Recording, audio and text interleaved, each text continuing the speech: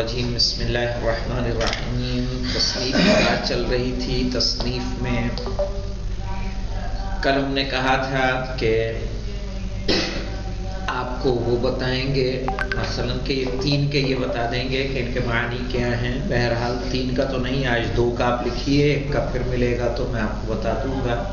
مسنہ یعنی سن والے، جو زیادہ پرانے ہیں، ایجڈ۔ المسندۃ البائدہ،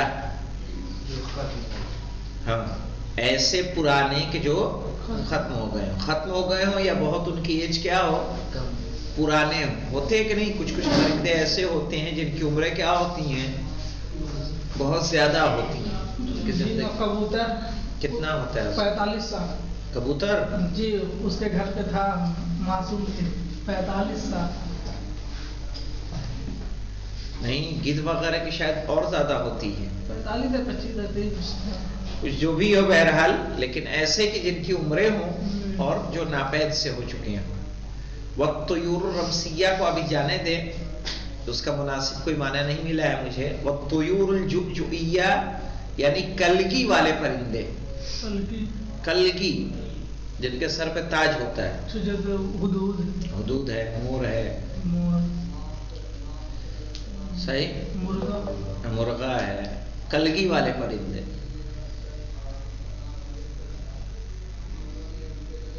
جویا کلگی والے پرندے، کلگی والے، ہاں۔ اور یہ والا رمسیہ کا بھی رہنے دیں، جی اس کا ایسا جو مناسب اس کے معنی ترجمہ کر سکیں وہ نہیں ملا ہے۔ جی جی ہاں انشاءاللہ ملے گا تو ہم بتا دیں گے۔ کلگی والے لکھ لیں بیٹا۔ چھوٹا کاف ہے نا جناب؟ ہاں ہاں ہاں ہاں ہاں، کبوتر جس سے لکھتے ہیں۔ اور گاف رہے گا؟ ہاں، کاف لام گاف، یہ کلگی۔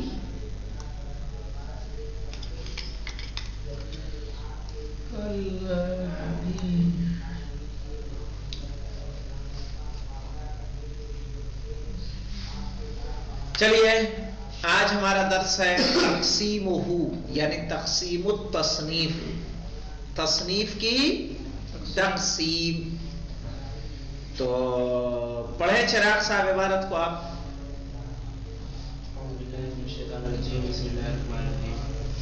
تقسیمہ وینقسم التقسیم وینقسم التصنیف الی قسمین ہما۔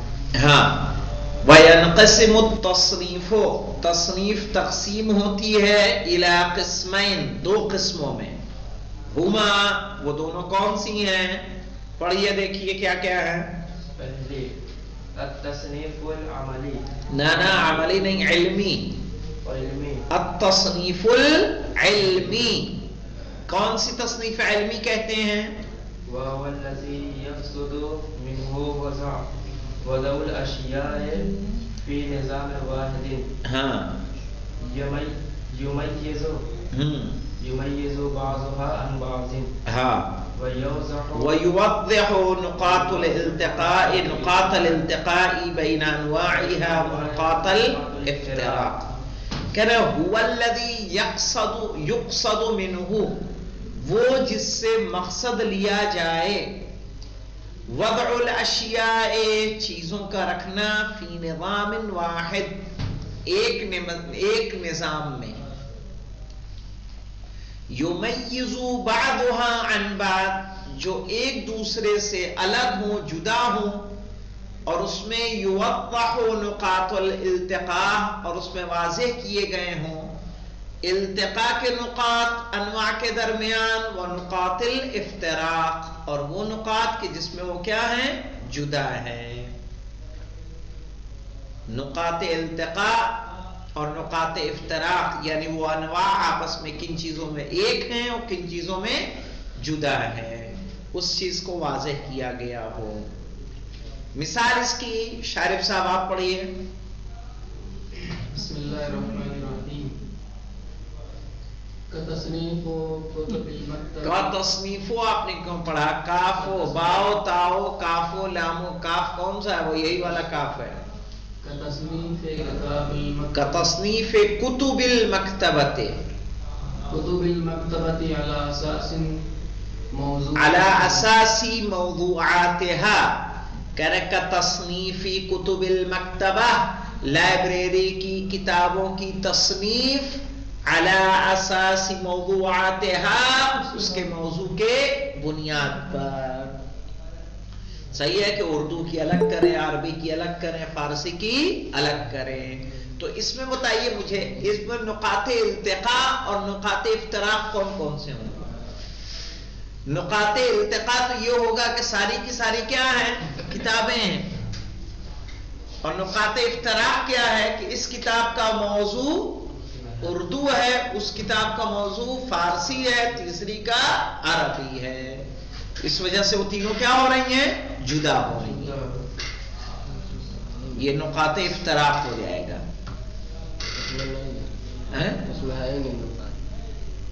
کیا نہیں؟ کوئی مسئلہ نہیں ہے تو اس سے کوئی فرق، تھوڑے لکھ لو، نہیں ہے تو بڑھا دیجئے۔ اتنی باتوں سے کتابیں نہیں بدلی جاتی بیٹا، قلم سے لکھ دیجئے جو نہیں ہے تو۔ چونکہ جب بار بار کتابیں پرنٹ ہوتی ہیں، اس میں تھوڑا تھوڑا کیا کیے جاتے ہیں، ضرورت کے تحت اضافات کیے جاتے ہیں۔ وہی میں نے کہا جب جدید پرنٹ مسائل سے لفظ بھی نہیں لکھا جانا، کہیں پہ ٹے پڑھنے کے بجائے نون لکھا رہتا ہے۔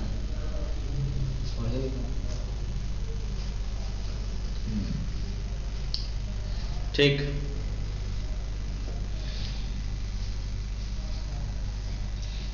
کتصنیفی کتب المکتبۃ، جیسے کہ لائبریری کی کتابوں کی تصنیف علی اساس موضوعاتها، اس کے موضوع کی بنیاد پر۔ التصنیف غیر العلمی، التصنیف غیر العلمی، اور وہ تصنیف جو علمی نہیں ہے۔ علی ادھر آپ پڑھیے۔ بسم اللہ الرحمن الرحیم۔ هو ما یعتمد فیہ علی ملاحظۃ صفات الخارجیہ للاشیاء کالشکل والحجم ولا یراعی فیہ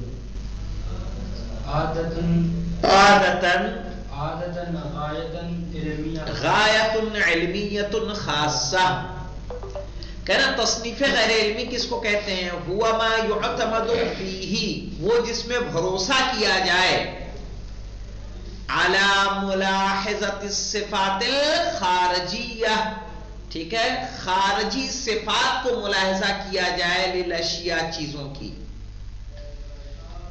جیسے کہ شکل والحجم، جیسے کہ شکل اور حجم۔ شکل و صورت کو دیکھ کے اگر ہم کسی کو الگ کر رہے ہیں، حجم کو دیکھ کے اگر الگ کر رہے ہیں، ٹھیک ہے، ولا یراعی فیہ عادتان، اور اس میں رعایت نہیں کی جاتی عام طور پر، غایت علمیت خاصہ، ٹھیک ہے، کوئی خاص علمی مقصد و ہدف نہیں ہوتا۔ جہاں علمی ہدف نہ ہو اور پھر تصنیف کر رہے ہوں، وہ تصنیف کیا ہوگی؟ تصنیف غیر علمی۔ اور عام طور پر تصنیف غیر علمی کہاں ہوتی ہے؟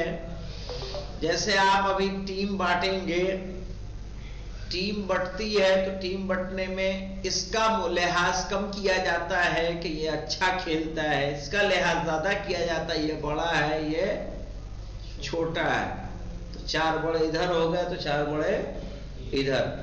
کمرے کی تصنیف جب ہوتی ہے تو کمرے میں آپ کو صفات خارجی کو دیکھا جاتا ہے، نہ کہ اس سے کوئی علمی خاص مطلب مقصد ہوتا ہے۔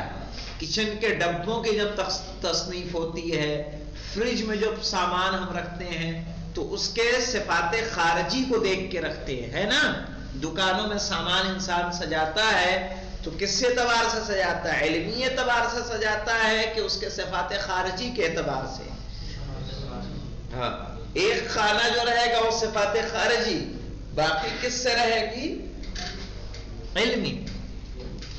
چونکہ پتہ چل رہا ہے کہ صابن کے آئٹم سب ادھر ہیں، صحیح صرف کا ادھر ہے، کولگیٹ وولگیٹ چاہیے تو ادھر ہے، تو وہ بھی کیا ایک علمی ہے کہ نہیں ہے؟ وہ بھی علمی ہے۔ کھانے ہوتے ہیں کہ نہیں ہوتے؟ مال میں جائیے تو اس چیزیں کس طرح سے سسٹم، یہی سب کیا ہے؟ تصنیف ہے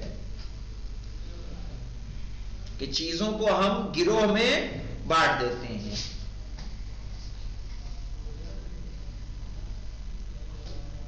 تو کہا تصنیف غیر علمی کس کو کہیں گے؟ ہوا ما یعتمد فیہ، جس میں اعتماد کیا جائے، علی ملاحظۃ الصفات الخارجیہ، صفات خارجی کو ملاحظہ کیا جائے، للاشیاء، چیزوں کی، کالشکل والحجم، جیسے کہ شکل اور حجم، ولا یراعی فیہ عادتان، اور اس میں انسان رعایت نہیں کرتا عام طور پر، غایتاً علمیتاً خاصہ، کوئی خاص علمی مقصد۔ آپ پھل وغیرہ خریدتے ہیں تو کیا دیکھتے ہیں؟ بڑا چھوٹا، آلو لیں گے بڑا بڑا، چھوٹا نہیں۔ تو یہ شکل صفات خارجی ہے کہ علمی کوئی مقصد ہے اس میں؟ صفات خارجی۔ کپڑا خریدتے ہیں، اس میں کس کا ملاحظہ کیا جاتا ہے؟ صفات خارجی، باہر، یعنی ایسا، یعنی باطنی اندرونی، خارجی باہری۔ یہ جو شکل، صورت، لمبا چوڑا، کالا گورا، یہ سب کیا ہے؟ خارجی چیزیں۔ اندر سے انسان ہو سکتا ہے کہ کسی کی بیوی کالی ہو لیکن بہت اچھی ہو، بہت اخلاق والی ہو، کسی کی بیوی بہت گوری ہو، بدتمیز ہو، ٹھیک ہے، لڑ پڑنے والی ہو، تو صفات خارجی اس کے بہت اچھے ہیں لیکن باطنی طور پر وہ کیا ہوگی؟ خراب۔ اور یہ صفات خارجی اس کے برے ہیں لیکن باطنی طور پر کیا ہے؟ بہت بہتر ہے، اخلاق بہت اچھا ہے۔ تو یہی ہے خارجی، یعنی جو باہری ہے، دکھنے میں جو کچھ آ رہا ہے۔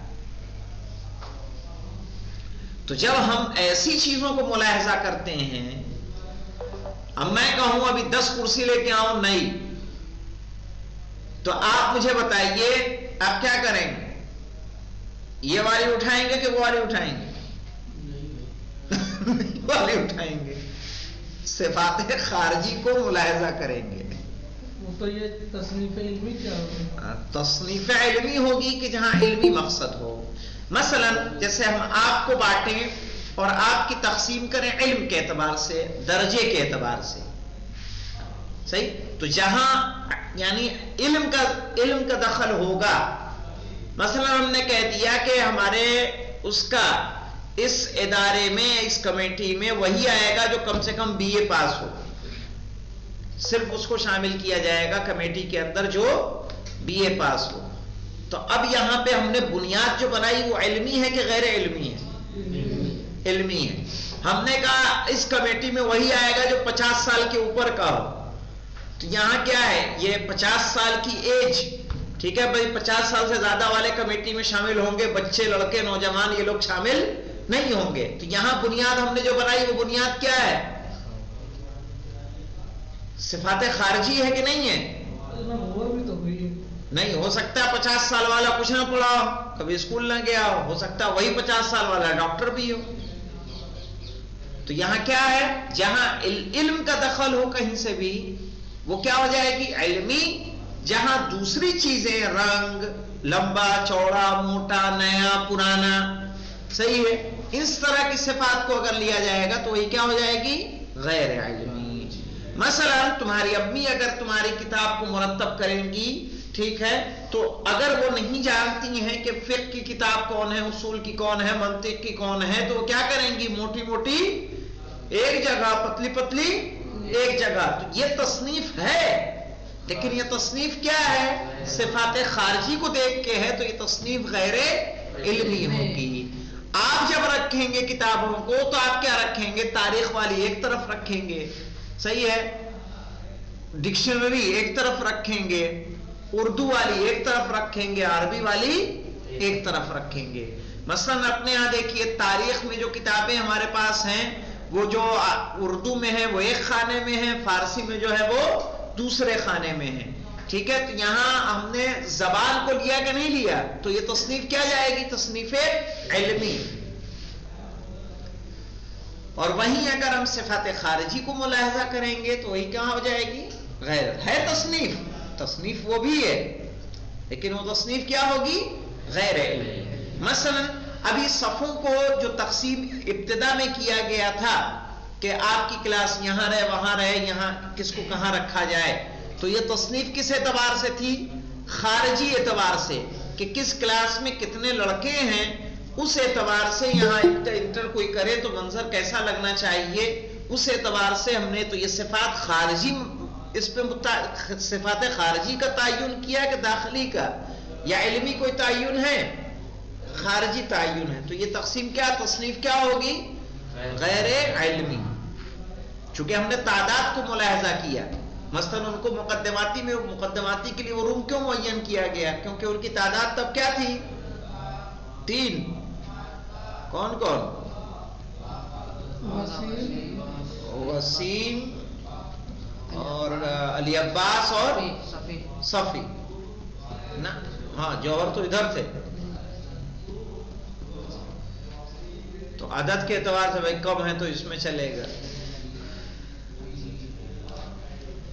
اس لیے یہاں جیسے 2 جوائنٹ کلاس ہونی تھی تو اس لیے اس کو یہاں رکھا گیا، ان کو ادھر رکھا گیا۔ کوئی باہر سے آئے تو بڑی کلاس رہے تاکہ جو ہے ہمارے پاس کیا ہو، ایک منظر ہو، کوئی آئے، کوئی داخل ہو رہا ہے آ کے سوال پوچھے، پتہ چلا کہ کوئی مقدماتی کا لڑکا ہو، اس سے پوچھ لیا جائے کہ مثلا شکیات نماز آپ جانتے ہیں، وہ کہے گا جناب یہ کیا ہوتا ہے۔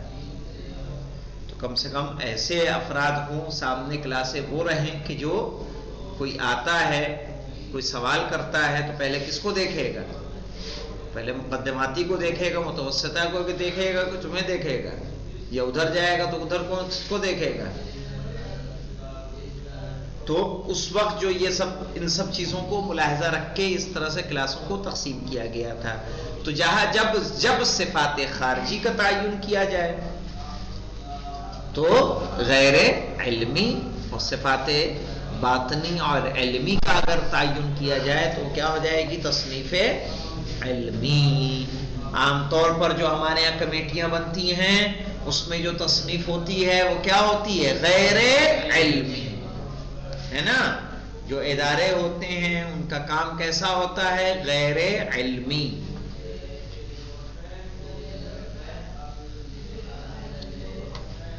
سمجھ میں آئی بات بیٹا؟ تصنیف الکتب، جیسے کتابوں کو کی تصنیف کرنا، علی اساس الحجم، حجم کی بنیاد پر، کان یضع ذات الحجم الکبیر، اس طرح سے کہ وہ رکھتا ہے بڑے والے سائز کو، فی مکان ایک جگہ پر، وذات الحجم الصغیر فی مکان آخر، اور چھوٹے والے حجم کو دوسری جگہ پر۔ تو اس طرح سے یہ تصنیف کیا ہو جائے گی؟ حجم کے اعتبار سے رکھے کتابوں کے کہ کتابوں کا حجم کیسا ہے، تو اس طرح سے یہ تصنیف غیر علمی میں آئے گی۔ اب دیکھیے کہہ رہا ہے ان نظرۃ واحدہ تلقى على علمی الحیوان والنبات فقط، کہ ایک نگاہ اگر ڈالی جائے علی علمی الحیوانی والنبات، علم حیوان اور نبات پر، صرف اور صرف کہہ رہے ہیں وَإِلَى التصنیفات الموجودہ فیہا، اور اس کو دیکھا جائے جتنی قسمیں تصنیف اس میں موجود ہیں۔ بہت سارے پرندے ہیں ہمارے پاس، رنگ برنگے، چھوٹے بڑے، صحیح ہر طریقے کے ہیں، وہ جو لمبا اڑ سکتے ہیں، وہ جو بالکل زیادہ نہیں اڑ سکتے ہیں، ایک وہ ہے کہ جو ایک بار پر مار کے ایسے ہی اڑتے رہتے ہیں، کچھ وہ ہیں جو پھڑ پھڑ پھڑ پھڑ کرتے ہی رہتے ہیں۔ طرح طرح کے پرندے ہیں، رنگ برنگے، ہر سائز کے پرندے ہیں۔ تو جتنی تصنیف پرندوں میں ہیں، اور اسی اعتبار سے حیوانوں میں آپ دیکھ لیجیے کتنی قسمیں ہیں، لاتعداد قسموں کے حیوان موجود ہیں۔ آپ بہت سے کے نام نہیں جانتے ہوں گے، عجیب و غریب خدا کی مخلوق اس کائنات میں موجود ہے۔ تو کہا اگر آپ صرف علم حیوان اور علم نبات پر نگاہ ڈال لیں اور اس میں موجود تصنیفات کی طرف نگاہ ڈال لیں، کافیۃ فی بیان فائدۃ التصنیف، تو یہ کافی ہوگا تصنیف کا فائدہ بیان کرنے کے لیے وَأَهَمِّيَّةُ فِي حَيَاتِنَا الْعِلْمِيَّةِ، اور ہماری علمی زندگی میں اس کی اہمیت کے لیے کافی ہے کہ ہم نے جیسے آپ کو مثال دی کہ تصنیف صحیح ہے، تصنیف مثال کے طور پر مثلا آپ کے کھانے کی جو تقسیم ہوتی ہے کہ آج یہ بنے گا، کل وہ بنے گا، کل وہ بنے گا، تو یہ نوع غذا ہے کہ نہیں ہے؟ یہاں علمی کوئی دخل ہے تو یہ تصنیف کس میں جائے گی؟ غیر علمی میں، یعنی ہماری زندگی کا کوئی حصہ تقسیم و تصنیف سے خالی نہیں، سمجھ رہے ہیں؟ چاہے وہ علمی کرتے ہوں یا غیر علمی۔ تو یہ خارجی نہیں ہے ابھی، مطلب کل یہ بنے گا، وہ بنے گا، وہ بنے گا، صفات نہیں، اس کا علم سے کیا تعلق ہے؟ تعلق کس سے؟ ذائقے سے، سمجھ رہے ہیں؟ دین سے بھی تو ہے نہیں، دن سے مطلب ہے کہ آج مثلا اس وقت دال کھائی ہے، اب شام میں کیا کھائیں گے؟ مثلا کوئی ایک سبزی بنے گی، رات میں سبزی کھائی ہے تو دن میں کیا بنے گا؟ دال، یا رات میں دن میں سبزی کھائی تو رات میں کیا بنے گی؟ دال، آلو، چاہے اس میں کوئی چینج ہو۔ تو یہاں ہم نوع غذا لے رہے ہیں، نوع غذا کا تعلق علم سے ہے نہیں، تو یہ کس میں جائے گی؟ جہاں علمی دخل ہو کسی بھی طرح کا وہاں کیا ہوگا؟ تصنیف علمی۔ جہاں علمی دخل نہیں ہوگا، سب کو صاف لفظوں میں کدھر لے جائیں؟ تصنیف غیر علمی۔